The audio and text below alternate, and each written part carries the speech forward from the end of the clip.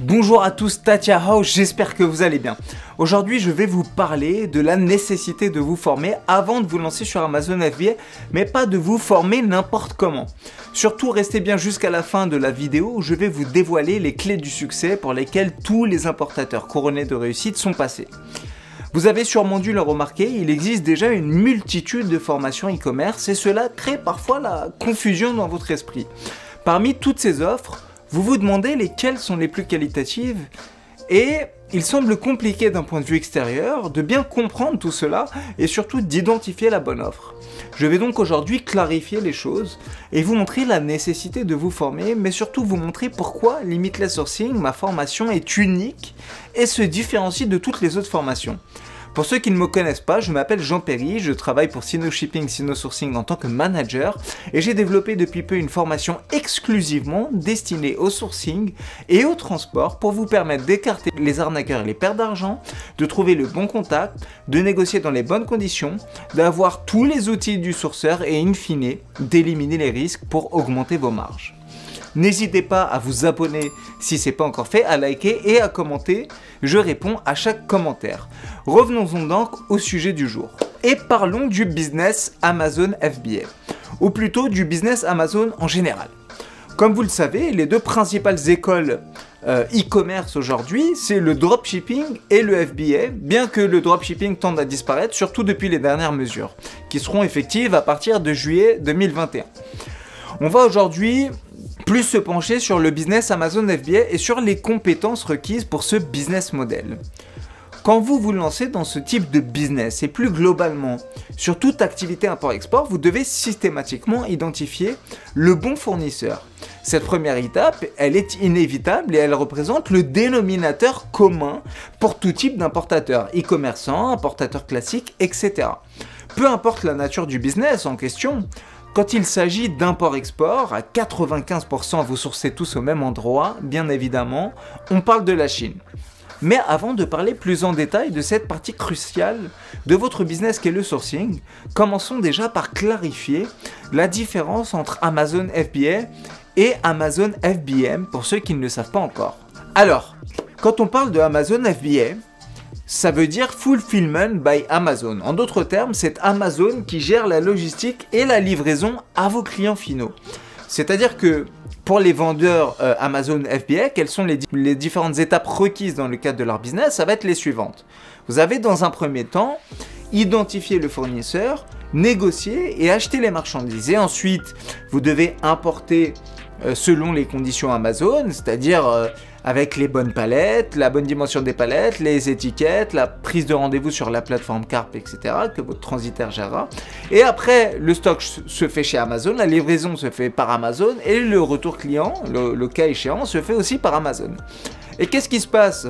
Qu'est-ce qui est proposé plutôt dans le cadre du FBA? Eh bien, c'est que Amazon livre en 24 heures, d'accord? Donc les vendeurs Prime, ils peuvent livrer en 24 heures le client final et Amazon gère tout cela. Donc quand vous utilisez Amazon FBA, eh bien Amazon facture des tarifs d'expédition et des frais de stockage de manière mensuelle aux vendeurs FBA. Donc le FBA, c'est vraiment une option utile quand vous vous lancez. La logistique, elle est gérée par Amazon, du moins en France. Donc vous n'avez pas à gérer les livraisons aux clients, les retours clients, etc. Tout ça, c'est géré par Amazon, le stockage, etc. Tandis que quand vous faites du FBM, Fulfillment by Merchant, eh bien la logistique, elle est gérée par vous-même.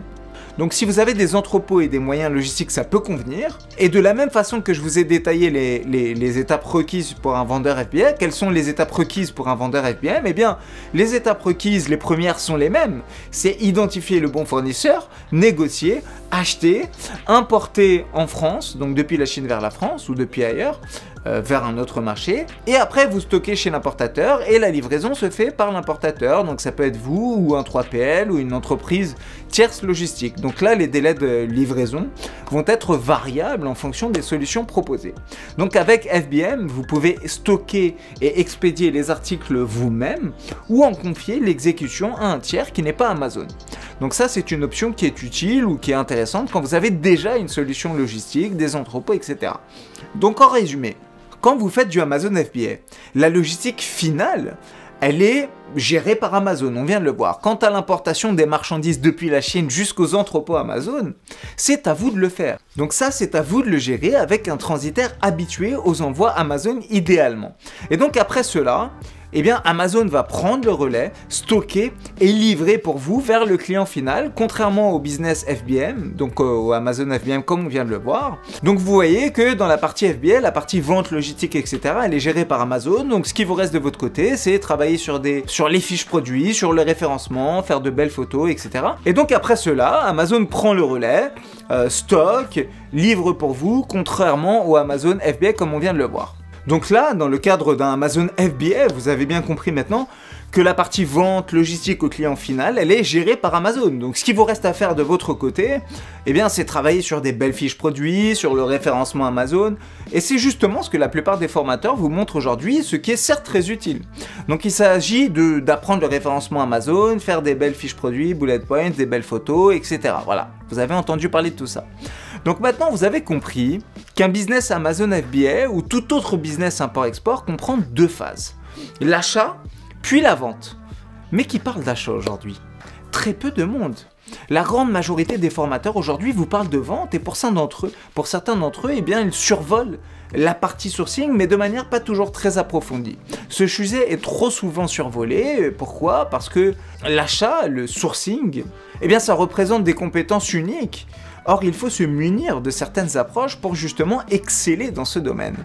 Et ces formateurs en question, eh bien, ils dévoilent justement certaines techniques de vente qui vont vous permettre d'écouler votre stock sur Amazon, d'être bien référencé ou bien même de faire de la vente sur Shopify, hein, pour ceux qui sont en dropshipping par exemple. Mais très peu sont ceux qui se penchent sur la partie achat de manière très approfondie, pour ne pas dire aucun. Or, comment parler de vente sans parler d'achat? Avant de vendre, on est d'accord, il faut déjà acheter. Et c'est justement là que j'interviens. Le cœur de métier Sino Sourcing et Sino Shipping, c'est le transport, et j'exerce dans ces disciplines depuis plusieurs années avec les équipes Sino, et je pense donc être apte à vous parler de sourcing de manière beaucoup plus détaillée, plus que n'importe qui.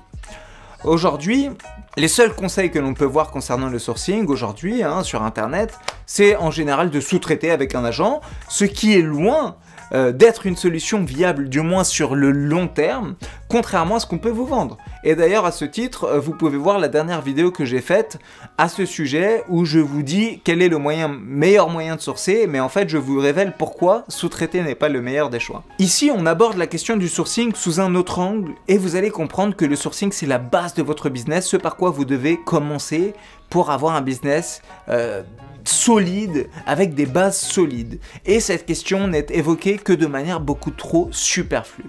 Et comme je vous l'ai évoqué un peu plus tôt, Sino Sourcing, à travers cette formation Limitless Sourcing, va beaucoup plus loin que ça et rentre beaucoup plus dans les détails pour justement vous dévoiler cet univers négligé par beaucoup trop d'importateurs, et c'est ce que je vais vous démontrer dans quelques instants. Pour cela, revenons-en à l'importance de l'achat. Le sourcing, c'est un pilier incontournable de l'import-export.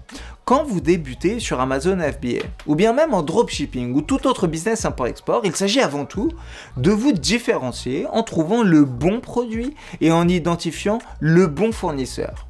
Et pour cela, la partie sourcing est cruciale. C'est la première étape cruciale, la première étape requise de votre business pour identifier le bon partenaire en Chine, pour importer vos marchandises, qu'elles soient personnalisées ou pas. Donc aujourd'hui, si vous regardez, toutes les marques qui ont une bonne santé financière, elles sont systématiquement passées par une phase achat.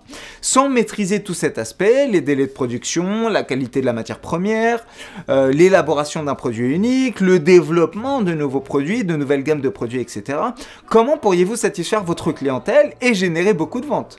On est d'accord, pour bien vendre, il faut d'abord savoir bien acheter. En d'autres termes, pour satisfaire votre clientèle, il faut avant tout faire un travail de préparation en avant, et la vente en aval se fera de manière beaucoup plus simple, beaucoup plus fluide. Pour vous donner un exemple concret, je vais prendre cet exemple que j'ai déjà pris dans une autre vidéo, et ça va parler à tous les foodies. J'aime beaucoup la gastronomie, et même si c'est un autre domaine, vous allez comprendre la comparaison. C'est comme si j'apporte des bons ingrédients à Alain Ducasse ou à tout autre chef cuisinier, et je lui dis de me préparer un toit 3 étoiles avec quelques produits, quelques ingrédients. Mais si mes produits n'ont pas été achetés au prix des meilleurs bouchers, des meilleurs primeurs, et que la qualité de ma matière première n'est pas la bonne, ou du moins n'est pas à la hauteur de ses attentes et de son discours, alors comment pourrais-je avoir un résultat satisfaisant et donc satisfaire ma clientèle? J'ai beau être le meilleur chef, avoir les meilleures compétences en termes de cuisine, mais si mon approvisionnement en matière première n'est pas en ligne à la hauteur de mes ambitions, de mon positionnement et de ma communication, eh bien le résultat ne suivra pas. Et c'est la même chose pour le e-commerce et encore plus pour Amazon FBA. Vous avez beau avoir les meilleures idées, les plus belles boutiques en ligne, mais si la qualité de vos marchandises n'est pas en ligne à votre discours, à votre positionnement, eh bien vous n'allez pas générer de ventes. Et votre business aura ainsi des chances de s'effondrer. Et que faire pour éviter cela? Eh bien, évidemment, il s'agit d'être à même d'identifier le bon partenaire à distance, de négocier les meilleures conditions pour un business rentable et surtout sécurisé. Donc pour boucler la boucle convenablement, gérer un business stable et même scalable, il faut avant tout maîtriser le scaling, donc la phase achat avant de penser à la phase vente. Et donc quand vous faites du Amazon FBA, quand on parle de sourcing, vous devez vous demander quelles sont les étapes requises pour une commande réussie. Donc quand on parle de FBA, il faut maîtriser le sourcing pour un business rentable, on vient de le voir. Et contrairement à ce que beaucoup de novices pensent, le sourcing ne se résume pas qu'à trouver un fournisseur et à le payer, mais il y a bien d'autres étapes qui sont utiles et c'est ce que je vais vous montrer dans un instant. Alors voici ces étapes que vous serez amené à faire quand vous ferez du Amazon FBA. La première étape, c'est la phase sourcing. C'est identifier le bon fournisseur. Il s'agit là d'entreprendre une bonne première prise de contact avec une méthodologie bien précise pour écarter dès vos premiers pas les fournisseurs malhonnêtes et surtout attirer les meilleurs fournisseurs, leur montrer que vous êtes un professionnel, que vous avez que vous posez les bonnes questions, que vous utilisez la bonne documentation, etc. Donc bien entendu, ce sujet est traité beaucoup plus en détail dans la formation Limitless Sourcing où je vous dévoile absolument toutes les techniques et les modèles de documents qui sont prêts à l'emploi et qui vous permettront de faire vos premiers pas dans les meilleures conditions. Alibaba, c'est un outil exceptionnel, j'en ai parlé dans d'autres vidéos, mais il faut se former et savoir utiliser cet outil à bon escient pour en tirer le maximum de potentiel, à savoir identifier les meilleurs fournisseurs, comprendre leur profil, savoir s'ils sont adaptés à vos besoins et avoir une toute autre grille de lecture pour commencer sur de bonnes bases. Cette première prise de contact, elle est cruciale. Vous allez, à travers votre première approche, témoigner de votre professionnalisme ou pas. Et cela dépend justement de votre approche et des documents que vous allez utiliser, des questions que vous allez poser et de cet ensemble d'éléments que l'on vient de voir. Donc pour augmenter votre crédibilité, mais surtout pour attirer les meilleurs qui eux aussi filtrent leurs recherches et ne sélectionnent, ou plutôt filtrent les demandes, eh bien ils ne souhaitent travailler qu'avec des importateurs professionnels et je vous montre tout dans la formation pour commencer sur de bonnes bases. Dans un second temps, viendra la phase négociation. Quand vous négociez, vous utilisez différents leviers de négociation. Il ne s'agit pas que de négocier sur le prix, loin de là d'ailleurs. Et certains d'ailleurs sont un peu trop brusques parfois dans leurs négociations, parfois maladroits, ils se répètent, etc. Et cela crée des discours de sourds parfois avec votre fournisseur où ni vous ni le fournisseur ne souhaitez faire des efforts. Pourtant, il existe des moyens de ne pas se renfermer de cette manière dans des étaux et surtout des moyens d'obtenir les meilleures conditions pour votre business. D'autre part, un point extrêmement important, c'est qu'il faut négocier en prenant en compte la dimension culturelle chinoise, que beaucoup ignorent. Or, un module complet est dédié à cette thématique dans la formation Limitless Sourcing où j'évoque bien évidemment la notion de Quanchi beaucoup plus en détail et tous les autres leviers sur lesquels vous pouvez vous reposer pour négocier efficacement. Au-delà de cet aspect, il s'agit aussi de se sécuriser et surtout d'utiliser les bons documents qui font office de preuve légale pour vous protéger lors de vos achats. Et en quoi cela consiste? Avant tout, il s'agit, lors de vos premières discussions, de vérifier les cohérences ou les incohérences dans la réponse des fournisseurs sélectionnés. Et comment poser des questions pièges et analyser les réponses des fournisseurs sous un autre angle pour se sécuriser. Bien évidemment, tout ce process passe entre autres par l'utilisation de la bonne liasse documentaire, utilisée par tous les plus grands sourceurs qui leur permet aujourd'hui d'importer en toute sécurité et qui vous permettra aussi d'augmenter votre crédibilité et d'importer en toute sérénité.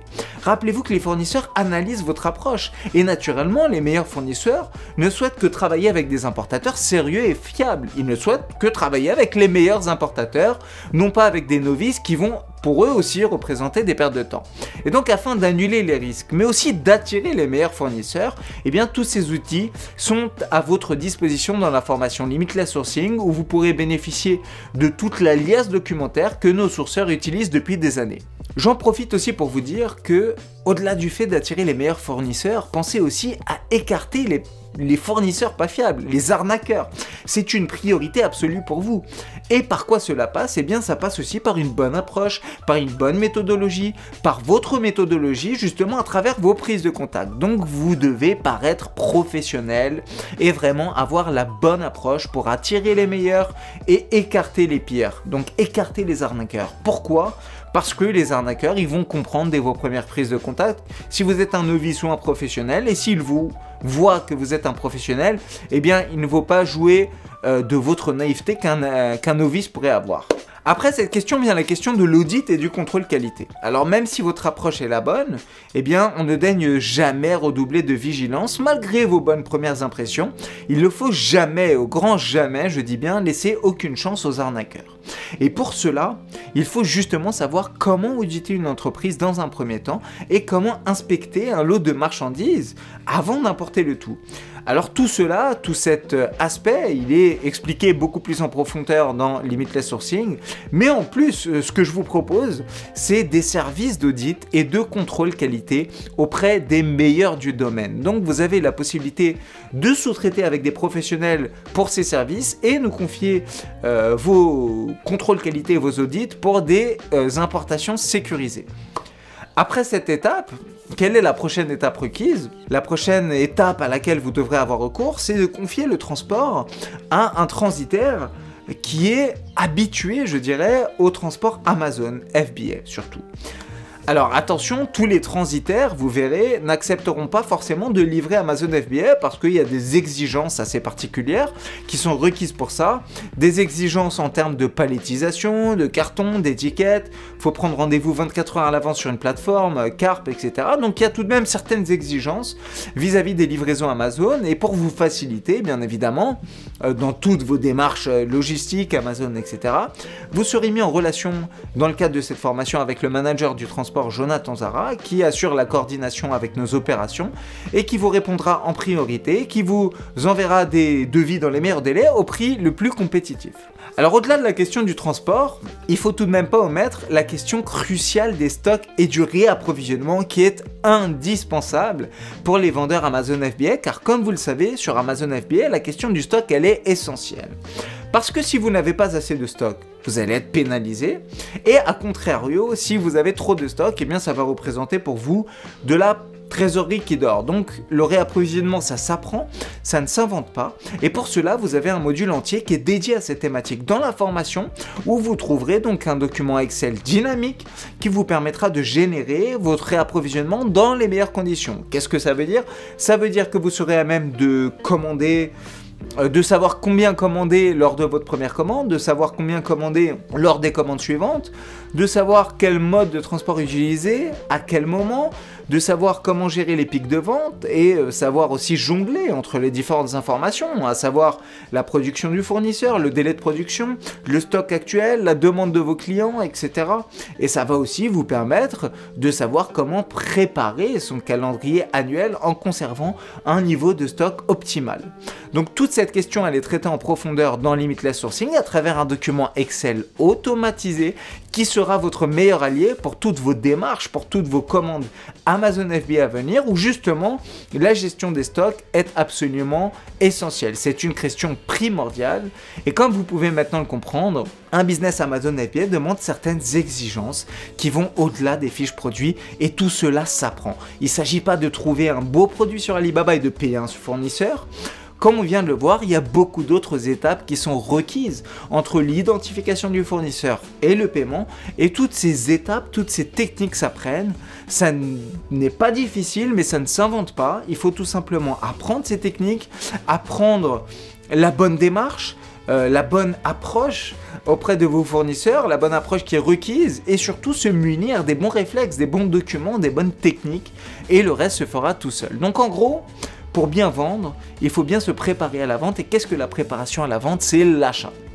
Reprenons encore une fois l'exemple d'Alain Ducasse, ou de Guy Savoy, ou de n'importe quel chef étoilé, celui que vous préférez. Ce qu'il faut se dire, c'est que ces grands chefs ne feraient pas des choses aussi remarquables si tout le sourcing de leur côté n'était pas aussi bien géré. Même s'ils ont les plus grosses compétences dans la gastronomie, les plus belles devantures de restaurants, eh bien la qualité du produit fini dépend fortement de l'achat des matières premières et de la qualité des matières premières, comme dans tout business en fin de compte. Donc vous voyez qu'acheter, c'est un véritable métier, surtout quand on négocie avec la Chine et avec des fournisseurs qui sont situés à l'autre bout de la planète. Donc acheter, c'est pas que faire un virement bancaire, c'est beaucoup plus que ça, c'est avoir la bonne première approche, c'est savoir se sélectionner, c'est savoir sélectionner les bons fournisseurs, éviter les arnaques, négocier les bonnes conditions, etc. etc. Et rappelez-vous de cette chose que je répète à travers toutes mes vidéos quasiment, vous ne choisissez pas le fournisseur, c'est lui qui vous choisit. Et comment vous choisit-il? En vous analysant, en analysant vos questions, dans la documentation utilisée, dans vos capacités d'adaptation, dans les questions que vous allez poser, et croyez-moi, les fournisseurs comprennent très vite qui vous êtes, d'où la nécessité de se former. Maintenant, qu'en est-il pour ceux qui ont déjà un business en place et qui regardent cette vidéo? Qu'en est-il des importateurs qui ont un business existant, un business qui tourne et qui sont parvenus à être rentables sans nécessairement être passés par ces étapes? En effet, il y a certains importateurs qui n'ont jamais cherché à se perfectionner sur la phase achat, et il y en a certains qui n'y ont même jamais pensé. Pourtant, c'est en Chine que leur marché se trouve, et nulle part ailleurs. Pourquoi je dis ça? Parce que se former, même quand votre business est déjà en place, eh bien ça ne peut être que bénéfique. Et ça peut justement vous permettre d'exploiter tout votre potentiel. Partons du principe qu'un business qui est déjà en place sans avoir eu de formation, eh bien là vous allez exploiter votre business à 50%. Tandis qu'un business existant avec une formation sourcing, eh bien là ça vous permettra d'exploiter votre potentiel à 100%. Pourquoi? Parce que le business c'est deux piliers, vous l'avez désormais compris, c'est acheter et vendre. Et le but c'est pour vous de passer pour un importateur professionnel et surtout d'obtenir les meilleures conditions et potentiellement identifier un nouveau partenaire plus compétent, plus en ligne avec votre projet, plus conciliant, avec lequel vous allez développer une véritable relation commerciale gagnant-gagnant. Rappelons-le, les meilleurs fournisseurs ne souhaitent travailler qu'avec les meilleurs importateurs. Et pour cela, c'est aussi à vous de faire un pas en vous formant et en inculquant certaines pratiques dignes de professionnels du milieu qui suscitent aussi l'envie auprès des fournisseurs professionnels de travailler avec vous. Alors malgré tous ces éléments que je viens de citer, certains d'entre vous arrivent encore à se convaincre que d'avancer dans leur projet sans se former ne changerait rien. Et quels sont vos arguments? Eh bien c'est ce qu'on va voir dans un instant. Certains vont se dire, moi j'ai déjà sourcé par moi-même, j'ai déjà confié le sourcing à un sous-traitant ou alors je l'ai déjà fait par moi-même, alors pourquoi je devrais me former? Eh bien je vais vous expliquer pourquoi plus en détail, pourquoi c'est nécessaire de se former. Qu'y a-t-il de mieux selon vous entre sourcer et sous-traiter? Bien évidemment, sourcer soi-même, ça reste le mieux. En sourçant vous-même, vous allez dans un premier temps avoir une connexion directe avec l'usine et ça vaut de l'or. Pourquoi? Parce que le relationnel et le quanxi dont j'ai parlé dans d'autres vidéos est d'une importance cruciale. Le monde des affaires en Chine, vous le savez maintenant, il englobe des notions différentes qu'on n'a pas en Occident et cette approche culturelle est à prendre en compte lors de vos négociations avec un fournisseur chinois. Pour cela, je vous invite, pour ceux qui n'ont pas encore vu cette vidéo, la vidéo que j'ai faite récemment qui parle du quanxi. Et vous verrez que cet aspect relationnel, il est crucial et il fait partie intégrante de la culture chinoise. Or, quand vous faites du business avec la Chine, il est important d'inculquer ces valeurs pour avoir de meilleurs résultats. Donc cette approche est dévoilée en détail dans LS où je vous présente toutes les dimensions culturelles à prendre en compte dans le business en Chine. Tous ces aspects vous permettront justement d'avoir une meilleure capacité d'adaptation ainsi qu'une meilleure compréhension de cette région du monde d'où 95% des importateurs s'approvisionnent. Bien évidemment, il est inutile de vous rappeler que vous n'aurez pas tout cela en sous-traitant, vous ne pourrez pas bénéficier de tout cela parce que justement vous aurez supprimé cette potentielle connexion avec le fournisseur dont le sous-traitement se chargera. Le deuxième point qui justifie qu'il est mieux de sourcer plutôt que de sous-traiter, c'est la rapidité de réponse et la fluidité dans la communication. Bien sûr, en sous-traitant, vous allez rajouter un interlocuteur de plus dans la boucle, ce qui peut rallonger les délais de réponse, or vous souhaitez à tout prix éviter ce genre de complications. Les fournisseurs chinois sont en général très réactifs, mais qu'en est-il si votre sous-traitant ne l'est pas? Vous dépendez de lui et malgré la fluidité de réponse du fournisseur, si le sous-traitant n'est pas réactif, eh bien ça va constituer pour vous un obstacle important. Donc ce point n'est pas à négliger, parce que sur des business e-commerce, la rapidité doit être une caractéristique incontournable. Vous souhaitez des partenaires qui vous font gagner du temps, donc un partenaire réactif et non pas un partenaire qui vous fait perdre du temps. Donc tout ce point, il est évoqué plus en détail dans la formation, à travers le RFQ, le mail type, la date butoir et toute cette méthodologie. Donc vous l'avez compris, un sous-traitant peut gâcher cet aspect et ne pas vous faire profiter du professionnalisme du fournisseur, étant donné que lui peut négliger cet aspect et ainsi impacter négativement votre business. Un autre point important concerne ici la notion de hiérarchie qui est primordiale en Chine dans le monde des affaires et même ailleurs. En entretenant une relation directe avec le fournisseur, eh bien vous pourrez avoir une toute autre grille de lecture concernant son entreprise, son organisation, son organigramme, ce qui vous permettra par ailleurs de mieux vous adapter et surtout de mieux faire votre choix concernant votre partenaire pour des délais de réponse plus rapides. Donc en identifiant le bon interlocuteur et en le questionnant intelligemment, ce que l'on voit en détail dans la formation, à travers le RFQ notamment, eh bien vous saurez directement si vous êtes en relation avec la bonne personne ou si vous n'avez pas plutôt intérêt à changer d'interlocuteur, voire même de fournisseur. Or bien évidemment, vous n'avez pas toute cette visibilité en sous-traitant. Le sourceur, il ne va pas systématiquement faire son enquête de la même façon que vous pourriez le faire et vous en faire un rapport complet. Il a d'autres dossiers à gérer et son intention, son énergie ne sera pas la même que celle que vous pourriez avoir et que vous pourriez utiliser à votre propre avantage. Le troisième point concerne la visibilité sur la production et les délais et toutes les autres informations liées à cela. En fait, en traitant directement avec une usine, vous pourrez contrôler énormément de choses. Par exemple, les changements de direction et les impacts que ça pourrait avoir sur les marchandises. Ces informations-là, elles sont très utiles, elles vous permettent de vous adapter à temps, de trouver une solution avec votre partenaire, voire même de changer de partenaire dans le pire des cas. Il est important pour vous de comprendre tout ce qui se passe chez votre fournisseur et votre interlocuteur privilégié doit justement être vos yeux et vos oreilles sur place pour que vous puissiez être informé de tout nouvel événement au sein de l'entreprise. Alors qu'est-ce que cela peut concerner? Quels sont les types d'événements qui peuvent survenir? Ça peut concerner des changements de machines, des nouvelles lignes de production, alors des lignes de production vieillissantes qui auront un impact sur votre marchandise. Ça peut être ce genre d'événement et des changements de fournisseurs. Chez ce même fournisseur aussi, ça peut être un autre événement, c'est-à-dire que le fournisseur il s'approvisionne auprès d'autres fournisseurs pour les matières premières, et bien ça pourrait aussi avoir des effets néfastes sur votre production. Donc vous voyez qu'avoir une parfaite visibilité sur les activités de vos partenaires et la pérennité de vos partenaires, elle est cruciale, et bien évidemment vous n'avez pas toutes ces informations en sous-traitant. Vos sourceurs, vos sous-traitants, ils traitent une multitude de dossiers, ils ne peuvent pas consacrer toute son énergie, ne serait-ce qu'à votre commande. Donc dans d'autres cas de figure, vous pourrez éventuellement tomber sur des sourceurs négligents, pas professionnels, ce qui pourrait jouer en votre défaveur. Et il y a même d'autres sourceurs malhonnêtes qui pourraient même trouver les mêmes marchandises, d'un aspect visuel en tout cas, les mêmes marchandises à moindre coût, donc auprès d'autres fournisseurs, sans qu'ils vous en informent, et il vous facturera tout cela au même prix. Donc vous voyez à quel point ça peut jouer en votre défaveur. Il y a un autre point aussi qui concerne les possibilités d'alternatives.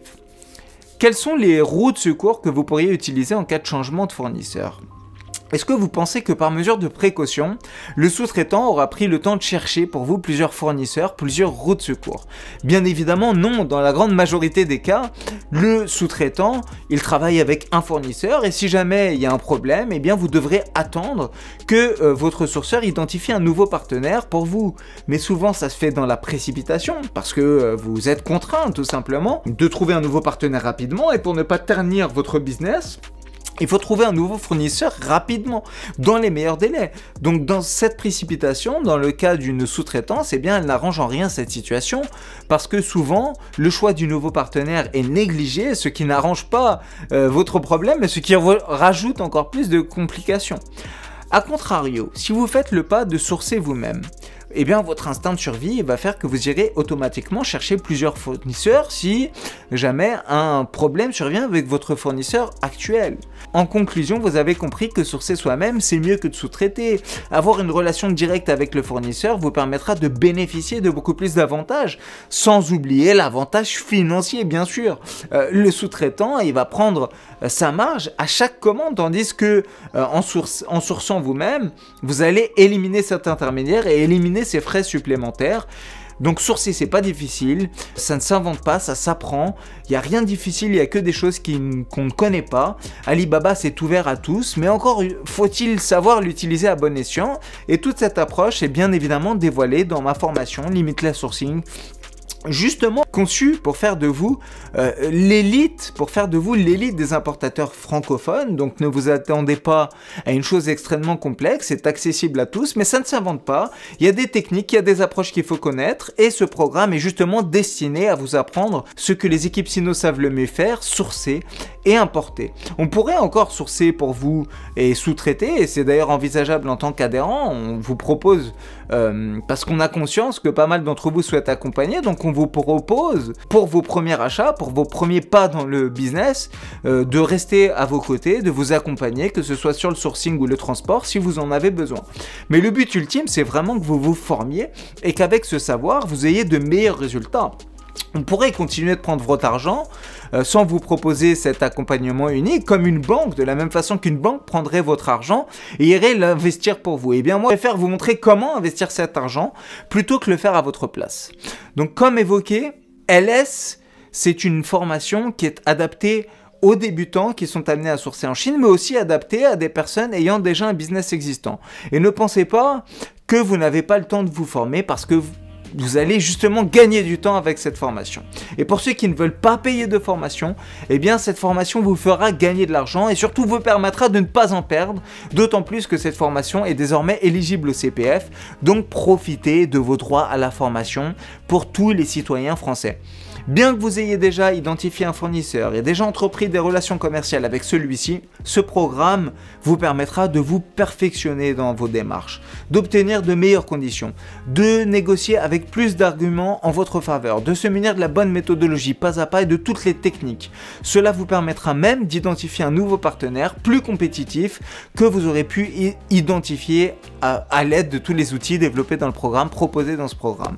Donc ce que je veux dire par là, c'est que même avec un business existant, eh bien cette formation te permettra d'identifier un nouveau partenaire encore plus professionnel et plus adapté à votre business. Donc vous l'avez désormais compris, il est important de se former en sourcing, c'est indéniable et c'est omis par beaucoup trop d'importateurs. On a tendance à penser qu'à la vente, mais pas à la préparation de la vente, donc il s'agit de commencer par le commencement et d'avoir dès le départ de bonnes bases, sans quoi des risques irréversibles pourraient survenir. Donc investissez en vous, continuez de croire en vos projets et donnez-vous les moyens d'atteindre vos objectifs surtout. Surtout, ne soyez pas assez fou pour confier toutes vos économies à une personne que vous ne connaissez pas, tandis que cet argent, vous pourriez tout à fait le tourner à votre propre avantage en vous formant. Donc dépensez sur votre propre personne avant de dépenser sur autrui. Surtout, depuis le Covid, il y a pas mal de nouveaux commerçants, de nouveaux e-commerçants qui se lancent et qui cherchent à acquérir cette liberté financière et cette liberté géographique. Donc vous savez ce qu'il vous reste à faire maintenant pour atteindre vos objectifs. Je vous garantis que cette formation sera rentabilisée dès vos premiers pas et vous permettra de développer un business pérenne. Rappelez-vous que vos marges sont en Chine, votre réputation elle est en Chine, votre image est en Chine, donc formez-vous. Donc tout dépend de la phase achat, la vente n'étant que la suite logique de l'achat. Donc formez-vous et n'avancez pas, ne confiez pas votre argent aveuglément plutôt à des gens que vous ne connaissez pas. Devenez l'élite de l'import-export en vous formant sur le sourcing et sur le transport. J'espère que cette vidéo vous a plu, qu'elle vous a permis de comprendre surtout la nécessité de se former sur ces disciplines qui sont omises par beaucoup trop d'importateurs, le sourcing et l'achat, le sourcing et le transport, donc qui représente l'achat. J'espère que cette vidéo vous a plu, vous a convaincu. Je reste disponible. Si vous souhaitez échanger de vive voix, vous pouvez tout à fait nous contacter un autre interlocuteur francophone des équipes Sino. Je vous dis à très bientôt pour une prochaine vidéo. N'oubliez pas de vous abonner, de liker et de commenter si ce n'est pas encore fait. Et je vous remercie encore une fois pour votre temps. À très bientôt, Zaijian.